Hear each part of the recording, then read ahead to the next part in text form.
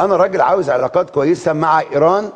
إيران دولة عربية ليست عدوة. إننا نعاني في العراق الأمرين. انتبهوا أيها العرب، انتبهوا أيها المسلمون، إن إخوانكم في العراق وفي بغداد بالذات سيسحقون، سيداسون بأقدام الشيعة. وبعدين ينشروه فين؟ مش فاهم يعني ايه الشيعة يجي يتنشروا في مصر؟ السياحة الإيرانية أن تأتي إلى آل البيت طبعا وتسمح، أكيد وفي نشر معهم، نشر في المذهب الشيعي. طبعا هسمح للسياحة، أنا عاوز السياحة الإيرانية تيجي. عارف يعني ايه السياحة الإيرانية تيجي؟ ويمتد الأمر سيشمل البلدان المحيطة بالعراق، وتندمون ولا تساعة من. أين السعودية؟ أين الكويت؟ أين الأردن؟ أين باكستان؟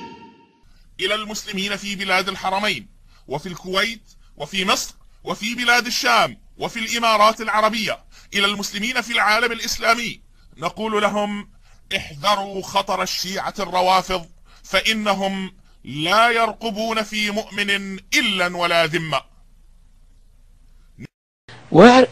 إيران مش مهتمة في موضوع التشيع. إيران تستوظف وتوظف التشيع لاختراق العالم العربي. إيران تستعمل التشيع حصان طروادة للدخول إلى